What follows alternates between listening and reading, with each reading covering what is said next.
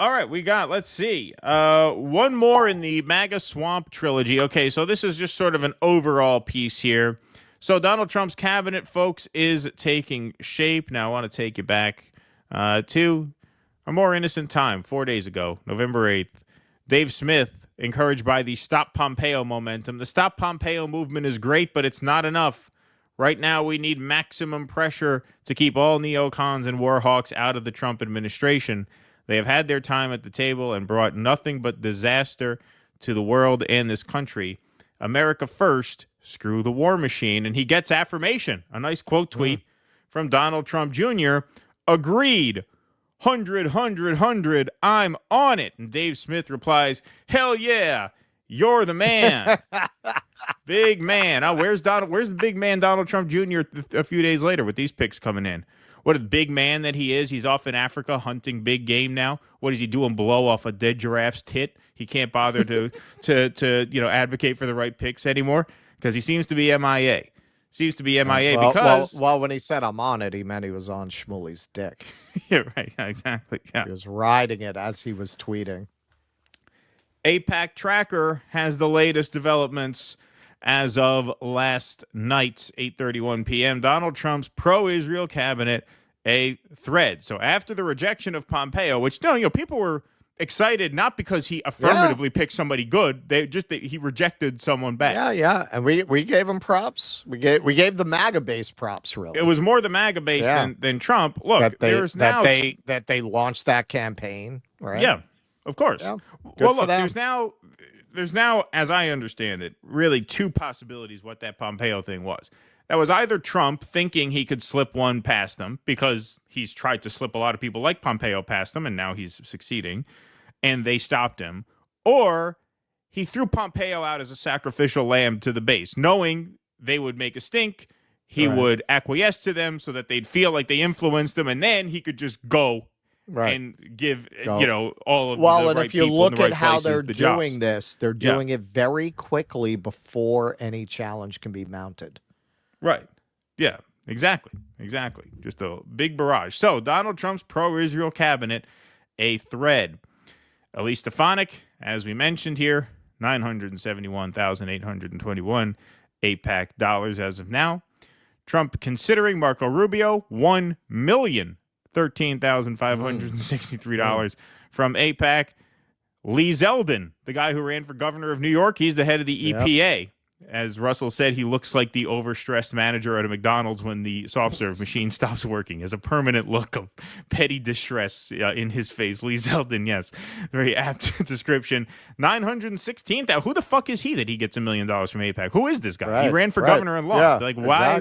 Exactly. Why would they bribe this guy? I don't know. No, this is what, as a Jew, this is what I love about Israel, because they're really dispelling the idea that Jews run the world with money. 900 grand for a nobody. Yeah. They're really knocking down that stereotype. Yeah, exactly. Who else? Michael Waltz. Okay, Michael Waltz. So he is a congressman from Florida. And yes, okay, he is National Security Advisor. So National Security and Homeland Security have both been filled. So National Security Advisor Michael Waltz. Not much left for Tulsi. No, running out of spots there. Going to have to get in our space. Going to have to start a podcast. Yep, running out of spots there for sure for Tulsi Gabbard and all these mavericks who thought they were going to get such a great deal out of Donald Trump. Now, look, we already looked into Rubio and Stefanik in their own pieces. Michael Waltz isn't quite worth his own segment, but he's worth a little bit of looking into. So this is an article by Dave DeCamp, the great Dave DeCamp from antiwar.com. Trump picks Mike Waltz as National Security Advisor. Waltz has suggested he would advise Trump to escalate in Ukraine to pressure Russia to come to the table. Oh, good. President-elect Donald Trump has asked Mike Waltz, a hawkish House Republican from Florida, to be his national security advisor in the incoming administration, multiple media outlets reported on Monday night. Waltz was a staunch supporter of the Ukraine proxy war early on and was one of the few members of Congress to suggest the U.S. send military advisors into the country. He was also critical of President Biden for supposedly not being aggressive enough. In 2023, Waltz began to express skepticism of the war, saying the U.S. involvement in the conflict was not sustainable. However, in an interview with NPR last week, Waltz suggested that he would advise the president to end the war in Ukraine by escalating. The old escalate the war to end it trick. That's right. Well, that's what Israel said. Escalation through that was our theory de-escalation with through Vietnam. escalation. Yeah. That worked out. When explaining how he thinks Trump could bring both sides to the table, Waltz said the U.S. could ramp up sanctions enforcement on Russia and support Ukraine using NATO-provided weapons for long-range strikes inside Russia, something Vladimir Putin has made clear would risk nuclear war. This gets better and better, doesn't it? It's only 3 o'clock, folks. Yep. Yeah. Remember, people said in the end we had to support Donald Trump because at least he was going to not bring us to the brink of nuclear war. At least he was going to ratchet down the temperature in Ukraine. Yeah. No, this just doesn't really look like that's even that side. Even that we kind of conceded up to a point. Keaton always used the metaphor. It's like it's like Russian roulette where one chamber is empty. Maybe he'll do something different, but it's not looking that way. Looks like we didn't draw the empty chamber, unfortunately, so far. Nope. First and foremost, you would enforce the actual energy sanctions on Russia. Russia is essentially a gas station with nukes. Putin is selling more oil and gas now than he did pre-war through China and Russia. And you couple that with unleashing our energy, lifting our LNG ban, and his economy and his war machine will dry up very quickly, Waltz told NPR. So I think that'll get Putin to the table. We have leverage, like taking the handcuffs off of the long-range weapons we provided Ukraine as well. And then, of course, I think we have plenty of leverage with Zelensky to get them to the table, Waltz added. Discussing Iran, Waltz said that the U.S. must go back to maximum pressure, referring to the previous Trump administration's Iran policies, which involved withdrawing from the 2015 nuclear deal, imposing crippling economic sanctions, and assassinating Iranian Quds Force Commander General Qasem Soleimani. Waltz is a staunch supporter of Israel and has repeated Trump's calls to allow Israel to finish the job in Gaza. The next administration should, as Mr. Trump argued, let Israel finish the job and get it over with fast against Hamas. They should put a credible military option on the table to make clear to the Iranians that America would stop them building nuclear weapons, he wrote in a recent piece for The Economist. So, folks, this all kind of makes perfect sense when you take a look at Trump's biggest individual backer at least, Miriam Adelson. All chump change, says Subjective Views, referring to those AIPAC price tags, in comparison to the $100 million Trump received from Zio billionaire Miriam Adelson. So here she is introducing Trump at an AIPAC event. When you hear the way she talks about him, it makes all of this make perfect sense, right? Almost like you could have seen this coming a mile away. Even if he were to retire right now, Donald Trump will have done enough for the Jewish people and for the Jewish state to earn his eternal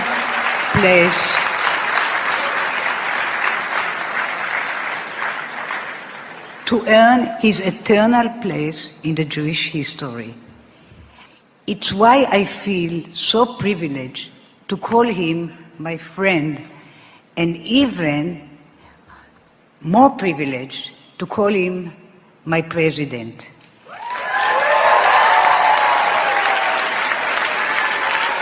Please join me in welcoming President Donald J. Trump.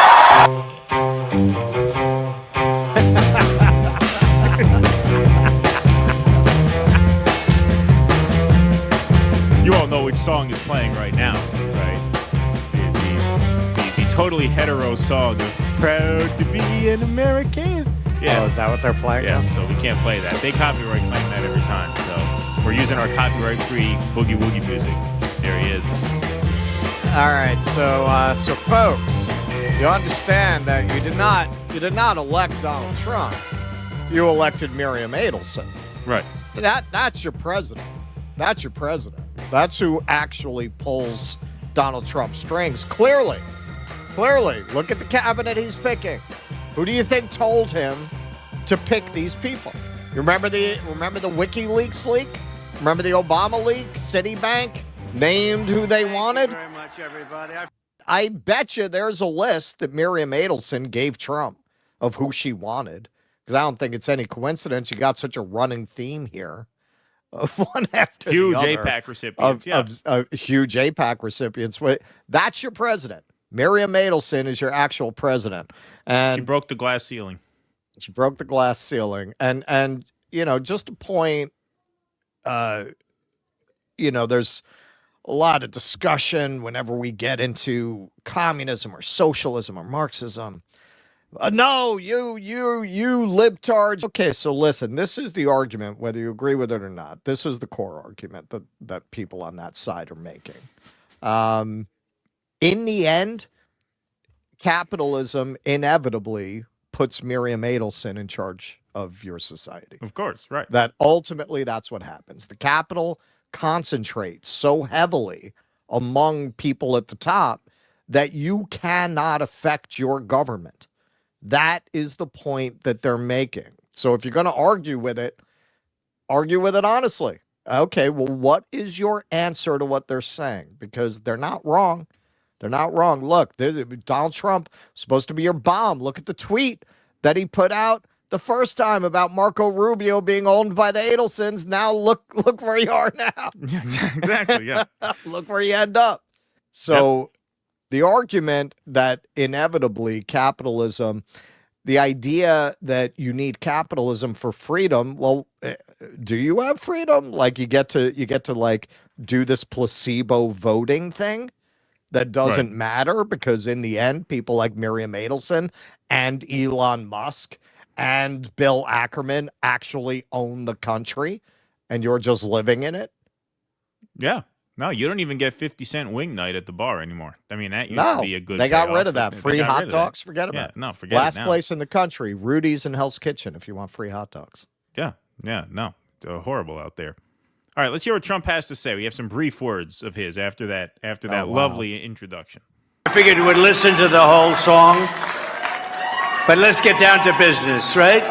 Let's get down to business. And I want to thank Miriam. This is a great woman, a really great woman who loves Israel, loves the Jewish people.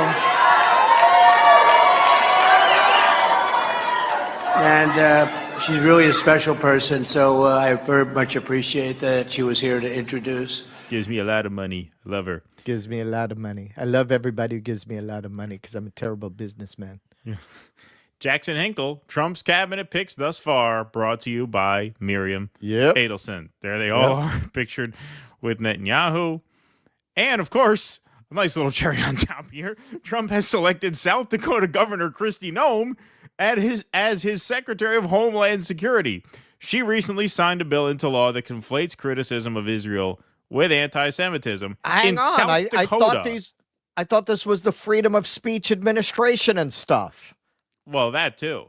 But also, you just know how bought these people are. You know how controlled those people are. Do you really need an anti-Semitism bill in South Dakota? I mean, look, I'm Jewish, all right? I haven't been to South Dakota. It's one of the few states I haven't set foot in. My guess is ain't too many Jews up in South Dakota, right, who need that protection. Like, no, she does it, and here she is, Secretary of Homeland Security. So when you look at Secretary of State, National Security Advisor, ambassador to the UN, the spots are starting to get filled. EPA head, they're starting to get filled, and all rabid Zionists, rabid, like not could Zionists, not be more extreme. Well, yes, absolutely, but not only are they very avowed Zionists, like RFK is a committed Zionist, Tulsi Gabbard is a committed Zionist. They're not even getting like those people in. Like not even the viewpoint diverse Zionists. Not yet. We can't say yet. They could, We will see. So far, they are not in the first round. And let's check up on Dave Smith here, singing a little bit of a different tune a few days later. There's a lot of talk about the coming appointments. After the excellent decision to box out Pompeo and Haley, Trump followed up with a horrible UN pick. We need to keep the pressure going. Here's how Trump could really set up a heroic second term that is America first and would have a fighting shot at draining the swamp. Secretary of State, Rand Paul. I've heard Vivek floated, and that would also be great. Doesn't look great for that. Secretary of Defense, Tulsi Gabbard. National Security Advisor, Douglas McGregor. Well, that's out. He already has one, the Mike Waltz guy. Yeah. These very realistic picks alone would send shockwaves through D.C. and bring serious change to the most corrupt town on earth.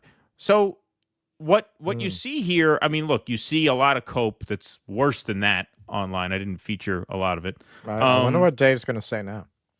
Yeah, I mean, look, I think the mistake a lot of people make is the assumption that Trump really has deep-rooted political convictions. Exactly. Like, he really does not have those. I think what he represents legitimately is nationalism versus globalism. America is not just an idea, it's a place. J.D. Vance hit on that theme specifically in his convention speech. Yes, that is, I think, a legitimate distillation of Trumpism. Everything else is kind of for sale. I mean, everything else could go either way at any time, and it depends very largely on who flatters him and who pads his pockets, obviously. I mean, it is not a coincidence that six-figure AIPAC recipient after six-figure AIPAC recipient, if not seven-figure AIPAC recipient in Marco Rubio's case, they're getting these positions, and they're the first ones being named. Like, that is ultimately what he's about. Just like any politician, they're about who pays them. They're about who flatters them and who wants something from them. Thematically, yes, he represents a certain rejection of globalism. Beyond that, he really doesn't stand for anything. And I think people get frustrated. People set themselves up for disappointment when they project onto him this warrior for whatever cause they believe in, whether it's medical freedom, whether it's isolationism, anti-war. He's really not about anything like that. No, he's not. And we saw that the first time. And a lot of people tried to cope with that by saying, well, he didn't really know.